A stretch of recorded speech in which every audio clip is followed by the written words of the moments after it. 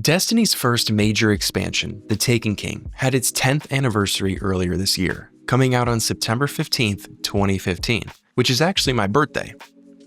The day, not the year. This may surprise you, but I am indeed not a 10-year-old. The Taken King's release marked a turning point for the franchise, serving as a Destiny 2.0 of sorts. After a solid but rocky first year we covered last week, The Taken King looked to fix a lot of the problems players had with the game. And it honestly did. The sentiment from critics and players alike was overwhelmingly positive, making The Taken King not just an expansion, but a complete relaunch of the game. I look back at The Taken King very fondly. Not only do I remember it being good, I remember it being the most fun I've ever had playing Destiny. I don't know if I would say The Taken King is objectively the best, but it definitely was my favorite, meaning I was very excited to make this video and hop back in. So, how does The Taken King hold up 10 years later? Is it as good as we remember?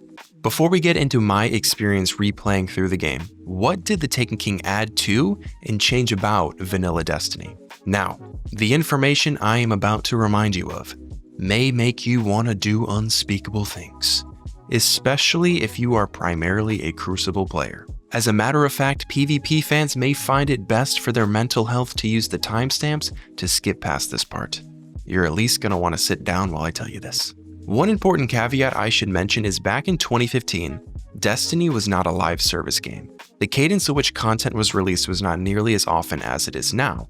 The Taken King saw only 2 notable updates all year, those being the Sparrow Racing League in December and the April update in April. So while this is going to sound like a lot, and it is, this was meant to entertain players all year. Just keep that in mind. The Taken King had 8 main story missions as part of its campaign, with 7 more included in the Taken War questline that led directly into the raid, King's Fall. There were 4 new strikes added, some of which included strike-specific gear, the Sunless Cell, Shield Brothers, Fallen Saber, and lastly, Echo Chamber, which was a PlayStation exclusive.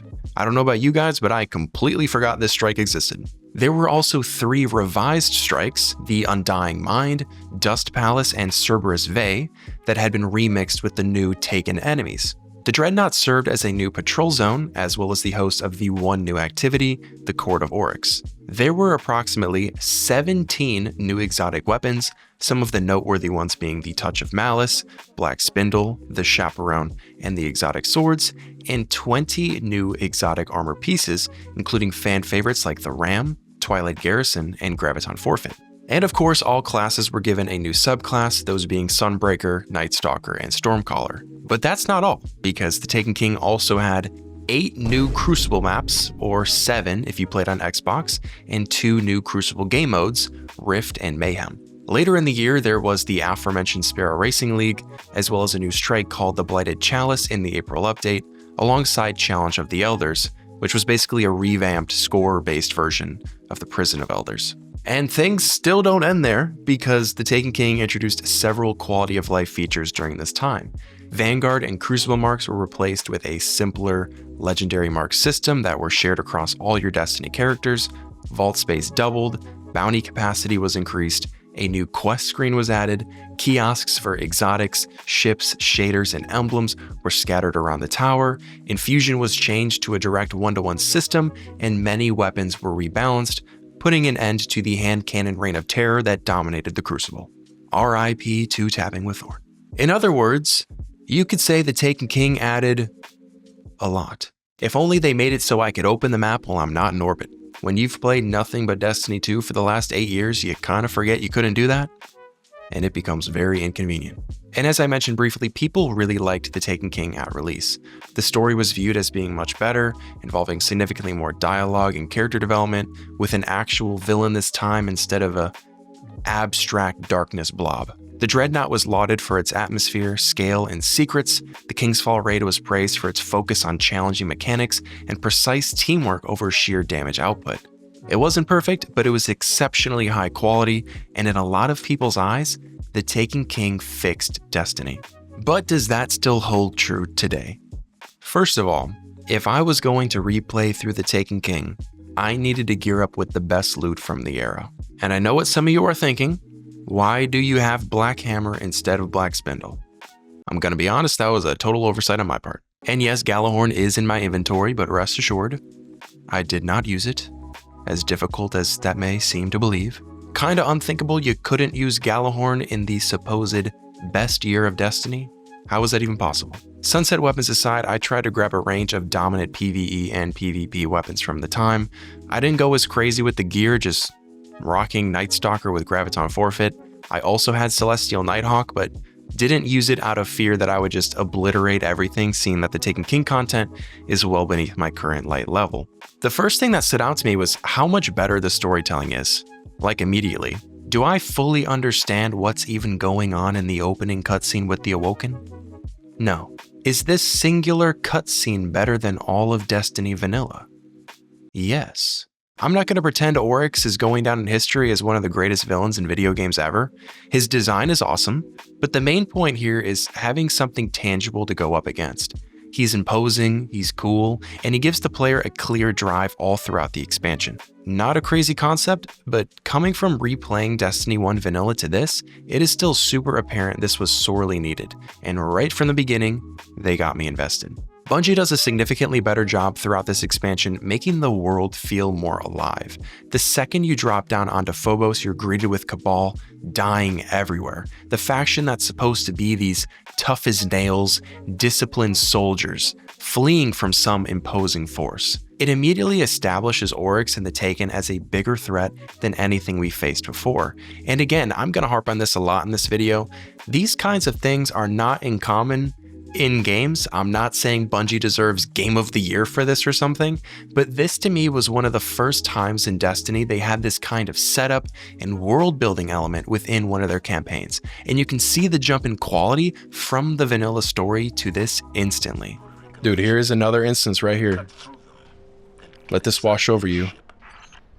Imagine you played the first game, and now here you are. It's 2015. The Taken King, let this just wash over you. Look at how you spawn in, there's like stuff happening.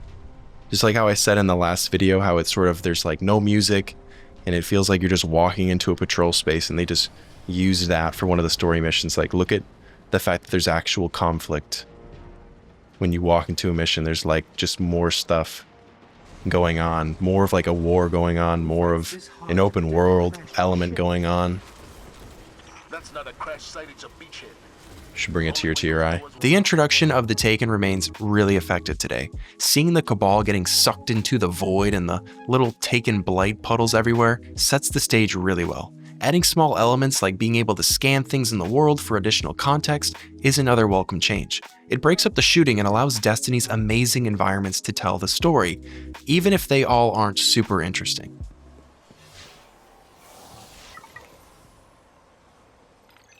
It's Oryx. No way. After having played through a good amount of the Year 1 missions in the last video, I was really curious to see if the missions here were going to be longer and consist of more gameplay variety. And it was a bit of a mixed bag. The first mission in particular, despite all the positive things I just said about the world building, took me under 10 minutes to complete. In terms of design, it was still very basic. You walk through some corridors, observing the aftermath of the Cabal's battle against Oryx's Taken, enter an arena, kill a boss, fight through the Taken while running to your ship, and the mission ends. The length here was especially concerning to me, considering not only do I often stop during these missions to get some B-roll footage, but I periodically would stop playing, like you're seeing here, for minutes to take notes. As I've said many times, your boy's professional over here. So yes, while I'm over-leveled, I go through this mission slowly. I wrote down like 6 bullet points and still finished it in under 10 minutes. Luckily, this was not the case for every mission, as the Taken King did offer more in the ways of gameplay variety and mission length. Of all the 8 main story missions, there was only one other instance where I finished the mission in under 10 minutes. This was probably the lamest mission so far. It had to be the shortest one. This was not over 10 minutes for sure. Touch a mouse and look at that thing, it's so cool.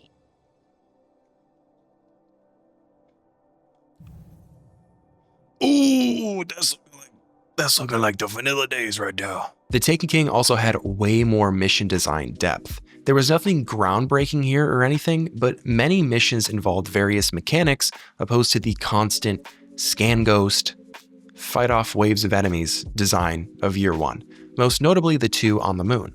One where you go full-on stealth, and another where Bungie seemingly plays with your expectations of Destiny's story missions being really short and really basic. I'd assume you all remember where, after walking somewhere and fighting a boss, the mission complete UI literally appears on screen, only for unkillable enemies to spawn in and force you to run away. Even the Oryx boss fight is more complex, where it hints at mechanics that would later be seen in the raid. Oh, shoot. Another thing the Taken King does that I think is a subtle yet welcome improvement over the base game is how Bungie committed to a seamless integration between the story and the gameplay systems. In this mission, for example, where we use Eris's ship to sneak onto the Dreadnought and place down a patrol beacon, a narrative justification is given for why this hostile space becomes a patrol zone and why other Guardians will now be running around the ship. This could have been chalked up to just video game logic, but instead Bungie connects Destiny's shared open world design with what's happening in the narrative. Not only does that enhance the immersion and cohesion, but it increases player agency and investment as their actions are directly shaping the game world. Again, small detail, but very cool how these story missions feed into the type of game that Destiny is, you know, where the objective of putting the patrol beacon onto the Dreadnought not only allows you from a storytelling perspective to be able to come back here and you know, select it as a location in the director, but it also, you know, for basic Destiny open world to explain why there's a patrol space and why there's other Guardians here. You know, there was more thoughtful design in the storytelling, in the campaign, to set up these other elements that are sort of standard within Destiny, the patrols and the strikes and different things like that. So it just feels, even though again it's not like this is not a legendary storytelling and we're fighting a boss that was in the first game right here, this tank that I feel like I've killed 4 million times in my life. You know, I like how they fit that sort of into the narrative of the story to explain some of these gameplay mechanics that other people probably wouldn't have really thought twice of, like, yeah, you can spawn on the Dreadnought, whatever. But I always appreciate when games try to weave the story into the mechanics like that in some way. And from the moment I stepped back in this space, I was reminded just how cool the Dreadnought is. Not only does it look awesome as all the environments in Destiny usually do, but there are so many secrets and hidden pathways to discover. The design of the area is just really well done. Also, it's interesting, like, I don't even know how we looped back around. Where I picked up heavy ammo and then this is where I shot the first one. Like I said, like the Dreadnought is very cool as this sort of labyrinthian type of structure.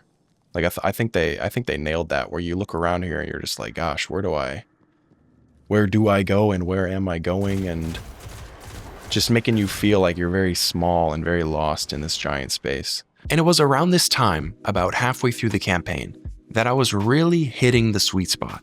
The 30 FPS eye strain had worn off, and I was reminded just how fun Destiny was. Scratch that, just how fun Destiny is to play.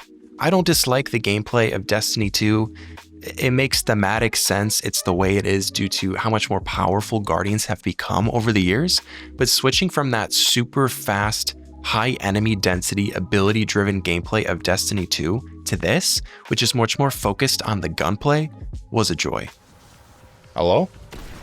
Goodbye. Oh, shoot. I didn't mean to do him like that.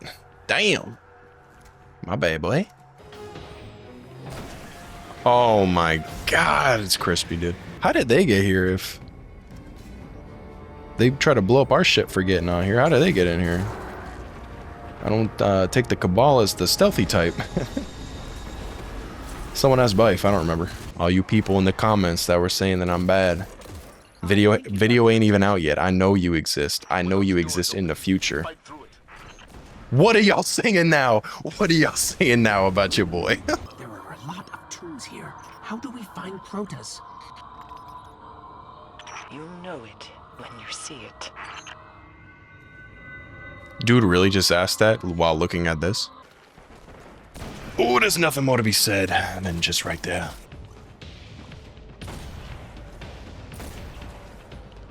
Oh, y'all didn't see that?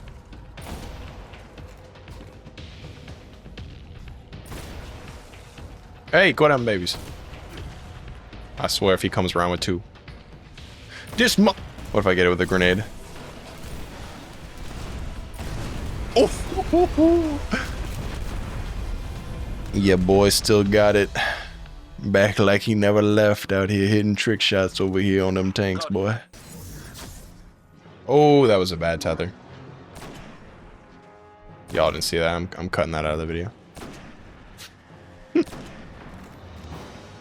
Oh, wait, hold on. Redemption? Oh, that's exactly what I meant to do. TPS is horrible.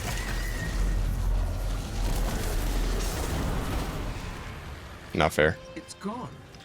I think Oryx just took an ogre. Bro, what is Oryx's Bluetooth range? How does he get that all the way from here? They are leaving me like no space to get through here. Bro, what the? What? Sleepy boy still got it. Little drag scope action. All right, now to all the people, if you know, you know. Yeah, you knew it took place right here. This right here, this was the spot right here. Back in the day. Ooh-wee. This rock as well. Yup. I don't have a sword, that's awkward. Toland smoke of statues. Conveniently located in the very premises. Let him take all he wants.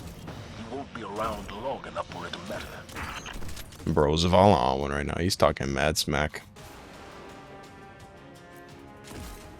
Excuse me? What move was that? The thrall will smother your light.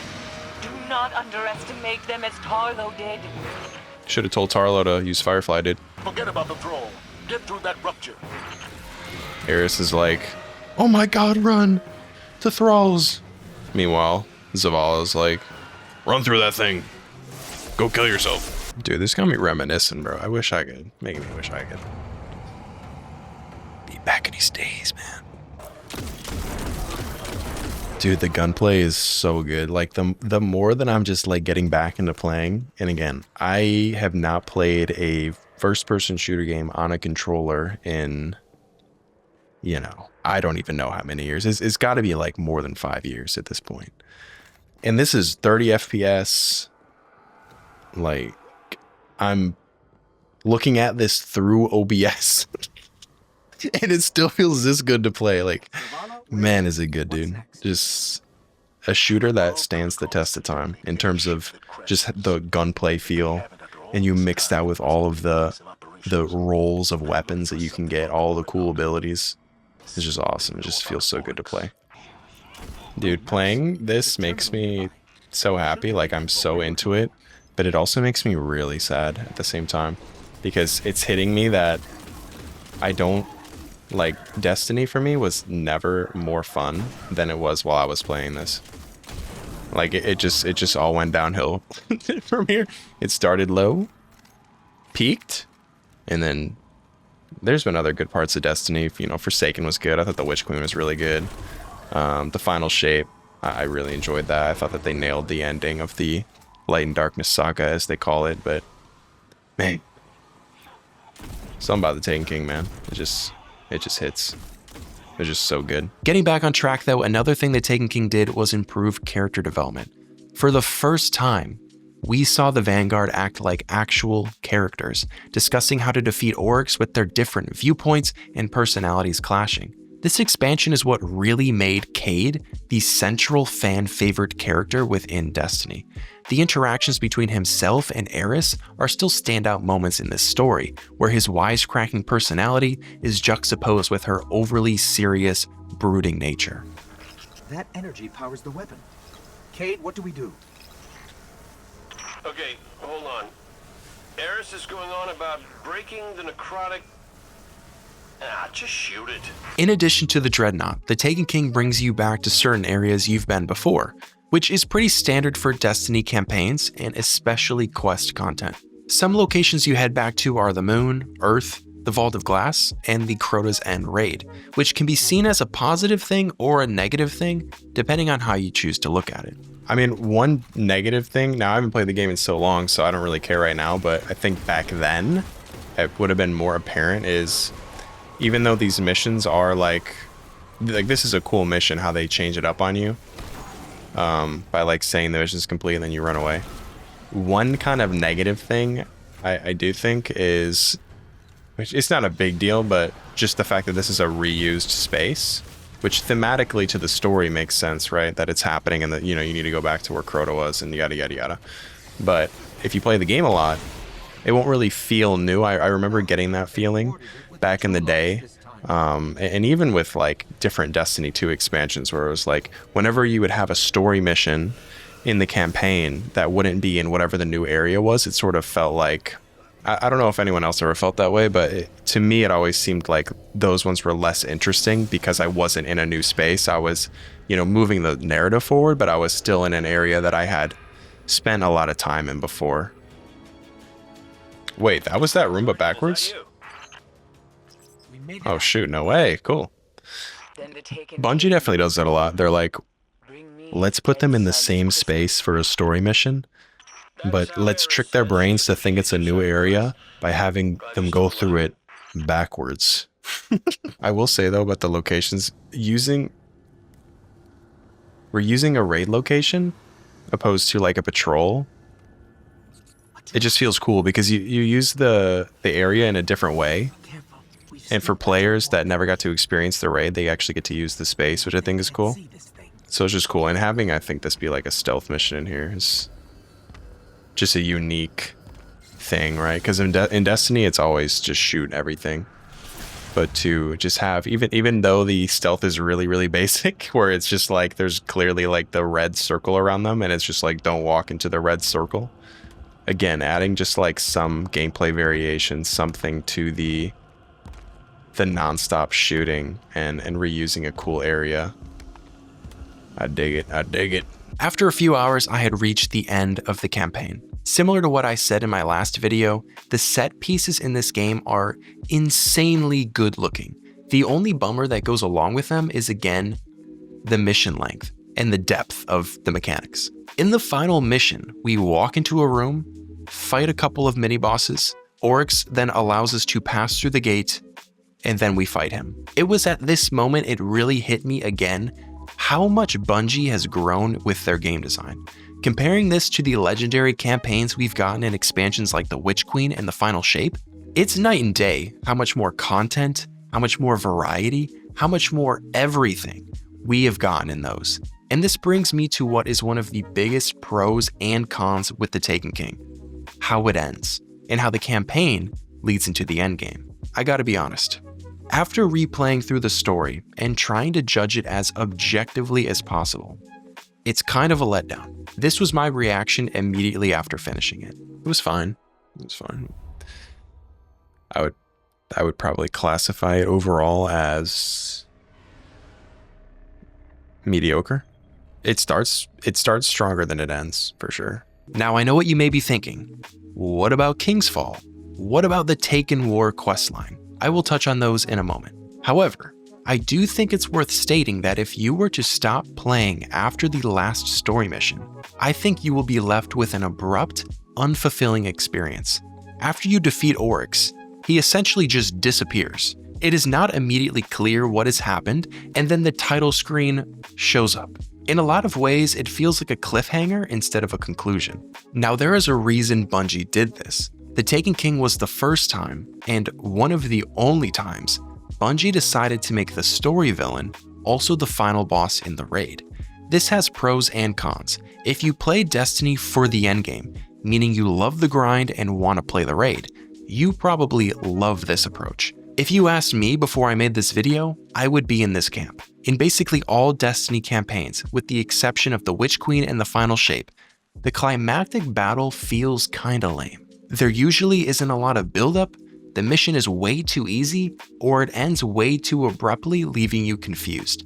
The story merely serves as the first step to get into the endgame content. Bungie will usually build up the main enemy as being this massive threat, only for you to obliterate it with your eyes closed. There is a disconnect there. Instead, having Oryx be the final raid boss gives his eventual defeat that scale, that difficulty, that time investment that has him deliver an immensely fulfilling gameplay experience. He also to this day has the coolest death of any Destiny raid boss, where his body lifelessly floats back to Saturn. After you defeat him in the final story mission, you are given the aforementioned 7 quest missions, called the Taken War. Doing those leads into the raid, which in a way is the true ending, since that is where Oryx is killed once and for all.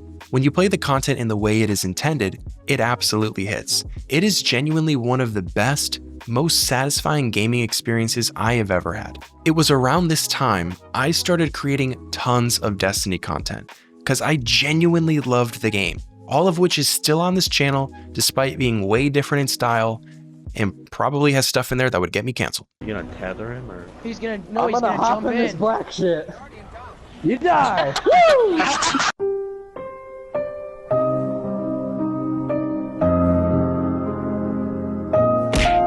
It rejected me on my side too, so I don't know if that's a... Yeah, but I think that might be because we were on our room. Good. I'm vibing, bro. I am. Carter does this thing, he gets this little glass and ice and crushed ice. Yeah. And then he pours on a Palmer into It's his cocktail. Listen, it gives me power. And I come downstairs Self-control. with a glass and the straw and the coffee straw. And it's on a Palmer, he goes, shoot him, man. That's one Red Bull down, boys. Ew. You're gonna get heart disease. However, it would be remiss of me to not mention that a lot of people play Destiny solo. A lot of people play Destiny for the main story. After all, Destiny was originally advertised as a game that would have a good story. Bungie was known for making Halo, which had good stories. Not everyone wanted to play Destiny for the endgame loot grind. And if this is where you stop, the whole thing kinda sucks. And I think Bungie knows this. Most of the other campaigns following the Taken King had the main enemy defeated within the story, then relegated the raid boss to something else entirely. But they also knew doing this can feel kinda awkward, because the story difficulty didn't really match the stakes the story is trying to tell you exist. So they did 2 things. First, they made a legendary version of the campaign. Like I mentioned before with the Witch Queen, gives the story missions a much more fulfilling experience from a gameplay perspective. There isn't as big of a mismatch between difficulty and the threat level of the enemy. Secondly, they merged the raid with the story. The final shape is the culmination of this, where I think Bungie finally nailed it. Killing the Witness, Destiny's most powerful villain ever, would have been kinda lame if it happened in the campaign. So they made the Witness the final raid boss, like Oryx. But once one team beat the raid, another story mission opened up for all players where they could finish off the Witness, who had been weakened by that raid team. This gave players who didn't want to play the raid a satisfying conclusion that matched the stakes. In the case of the Taken King, the satisfaction you'll get from the story is highly dependent upon whether you plan to play the raid or not. And I think Bungie directly learned from this when making the final shape, which in my opinion, made something awesome for both kinds of players, from the most casual solo player to the most hardcore raider. The last thing I did was reattempt to enter the Crucible. Matchmaking still took a while, but I was actually able to successfully get in this time. Not gonna lie, I don't have a lot to say about the Crucible, just like Bungie, I guess. The match started out rough, but it didn't take me very long to get back into the feel of things. The main thing that stood out to me was how much you constantly had to be on the lookout for special ammo, which was a move Bungie made back then to counter the heavy usage of sniper and shotguns that I definitely did not participate in. So how did the Taken King age? Do I feel differently about it after replaying through a lot of the content? I actually think it aged really well, and I largely feel the same. The story isn't incredible or anything, but it's serviceable and gets the job done, especially if you see it all the way through by participating in the endgame. If this were a Naughty Dog game or something, people would probably be super disappointed, but Destiny offers a lot more than just the campaign. A lot of the quality of life adjustments Bungie made here transformed the current version of the game and still apply to the framework seen within Destiny 2. The art holds up, the gunplay holds up, the music holds up. It is a very enjoyable experience all these years later. If only it was on PC or at least ran over 30 FPS. Was this the best Destiny has ever been? Honestly, It might be. I know nostalgia plays a massive factor in this for me. When The Taken King came out, I was in high school. Life was much simpler. I had way more time to play games, and I had a good group of friends to experience this content with. I will never forget going in blind day one and playing the King's Fall raid, having no idea what to do, no guides, no nothing. Spending hours exploring this massive space and figuring out the mechanics to an encounter, then beating it, is probably the best gaming experience I have ever had. And I have all those moments still archived on this channel for myself to rewatch, even though I nearly die of cringe when I listen to myself in my old content. And I don't think it's all just nostalgia with The Taken King. It certainly plays a part, but to this day, The Taken King is what many people wanted Destiny to be, what they hoped it would be in year one, and perhaps what they want it to be again. That's not to say Destiny didn't have great moments since then, or that The Taken King is perfect, but I would imagine I'm not alone in looking very fondly on this expansion in particular, and wanting Destiny to always feel like this. And if you've never played it or did in the past, I still highly recommend you revisit it, especially if you have friends that want to hop in there with you. Next video, I'm going to conclude this little mini series with Rise of Iron, so if you're interested, make sure to subscribe so you don't miss it when it releases. If you enjoyed this video, you can let me know by leaving a like. Thank you so much for watching and making it all the way to the end. It really helps the channel. Comment below what your experience of The Taken King was. I would love to hear from you guys, and as always, I'll see you in the next one.